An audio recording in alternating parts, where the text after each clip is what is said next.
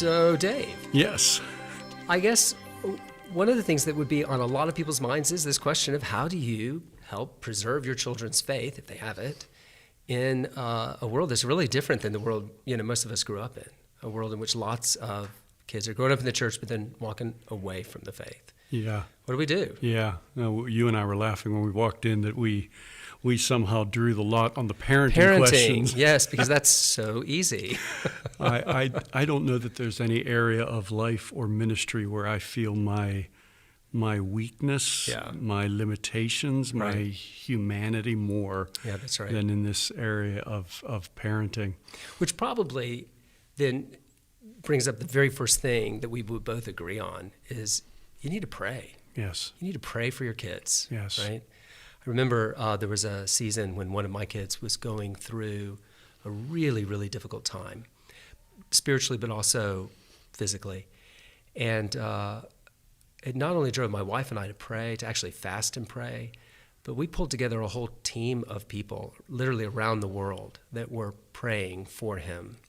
And it convinced me, if I needed convincing, of just how important it is. Because at the end of the day, it's beyond my pay grade, right, to ensure that my child believes or even lives. We, similarly, we went through a season where one of our kids was not doing well, and we tapped another couple that had a child that was struggling in a similar way, and we just decided that every day for 15 minutes we were going to get on the phone and pray together. So he had, through his business, a conference line, and we all called in, and we just immediately jumped into prayer, and we did that for a month, and we saw God move in some really important ways. So it's not like it's too obvious. Prayer is where you start when you think about parenting. Yeah, that's right. One of the things, think about that, the way the question's been put to us about children walking away from the faith. It makes me wonder if there are not lots of kids growing up in the church who think they're Christians, and they're not actually. Yeah. So perhaps one of the problems that parents need to address is just the problem of conversion. And are we assuming that our child is a believer just because at some point, maybe at camp or in Sunday school, they prayed a prayer, they made a decision, and we've put all of our hope and faith in that decision that they made or that prayer that they prayed. And it turns out actually maybe they were never believers in the first place. They just raised their hand. Yeah, it's a front door issue. Exactly. In that there are so many programs in so many churches that seek to lead kids towards a profession, and that's a wonderful thing. Yes, we want our kids to profess faith. We do, but we also want to orient to the fruit of their life, exactly, and to get them thinking about the fruit of their life, and to be measuring and evaluating that. Yeah, for sure. We don't want to teach our kids that they are Christians because of some action they took in the past, but that they are Christians because they are today walking with Jesus. Today they are repenting of their sins. Today they're putting their faith in him, and the fruit of that is increasingly evident. Childlike maybe, appropriate to the age, but evident.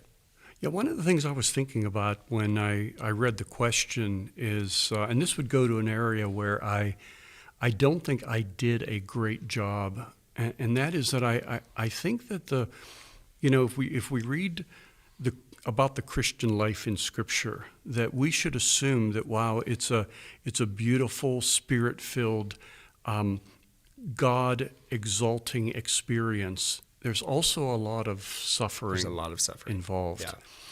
And I think there are ways that Kim and I suffered in ministry, or ways I was personally suffering, and wasn't as intentional to try to convey that to the kids, right, to bring context to that, to help them to understand. I think there was an orientation that I brought. I don't know if it was because I'm a boomer or what, but an orientation that I brought that you kind of deal with that as the parent.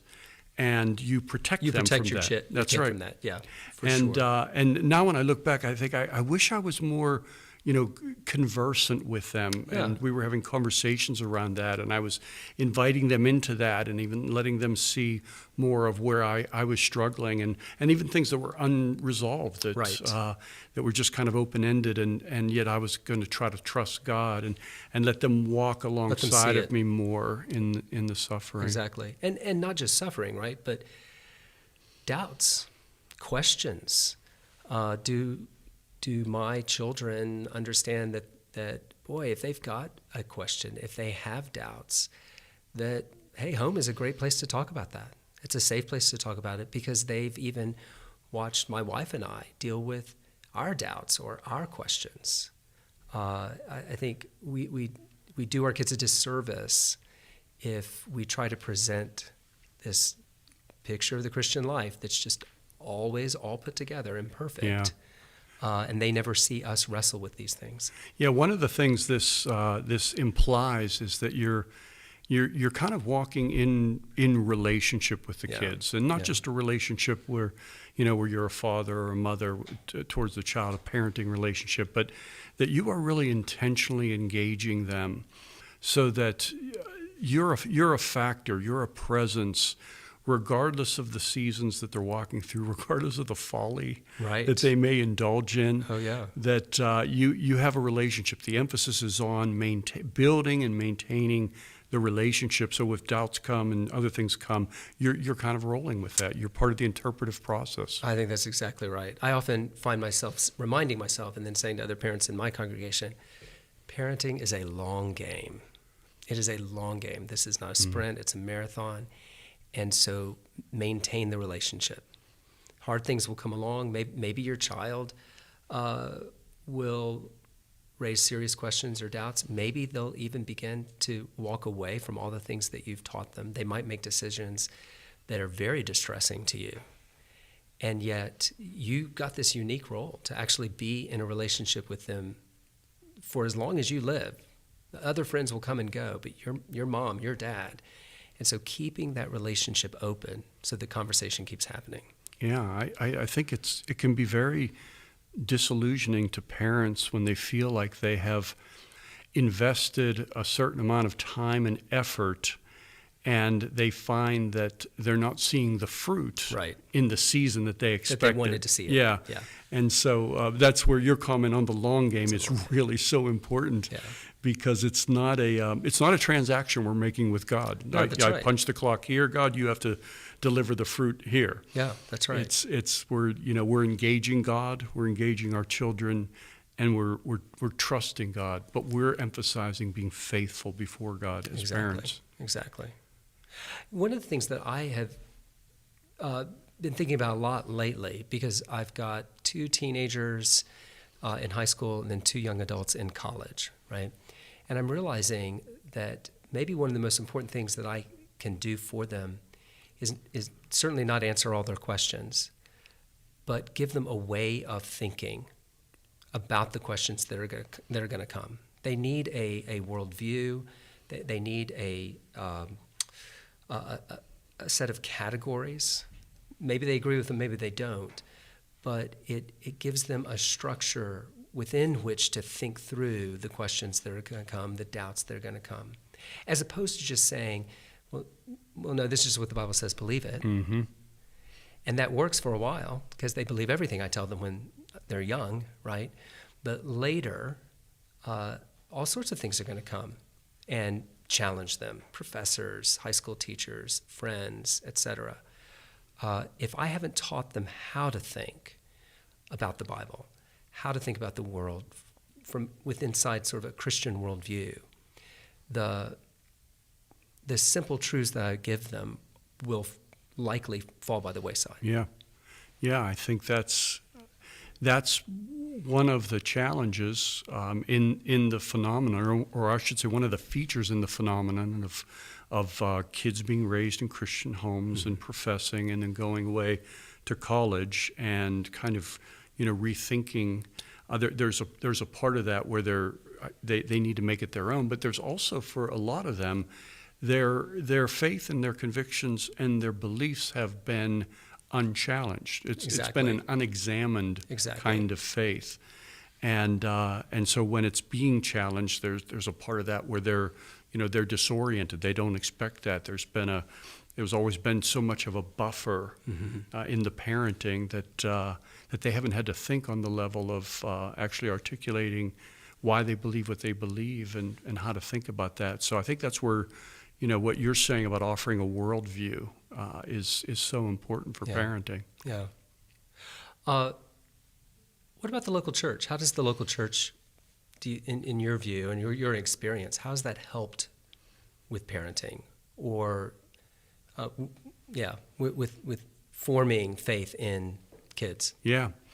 Well, I mean, the first thing that jumps to mind is our example as parents in our commitment to the local church, and just embodying for them someone that recognizes the priority of the church, the importance of involvement in the church, service in the church, the formation and shaping that teaching does in the church. Right. And then I think the other thing that jumps to mind is just how I think there is a way that parenting could be understood where almost everything that our kids get need to come from the parents. Right. Parents are so, we want to do such a good job. We take our roles very seriously before God. We have a sense of the responsibility that it represents. But that can ultimately lead you to think that everything is, all the shaping and forming is going to be up to you. And we don't realize how significant the teaching of the local church can be, the fellowship, the relationships that are involved. Yeah, I think the relationships that some of my teenagers have with other adults in the church, some of them young adults, but some of them almost like adoptive grandparents, has had a really profound impact on their faith. It turns out it's not just mom and dad.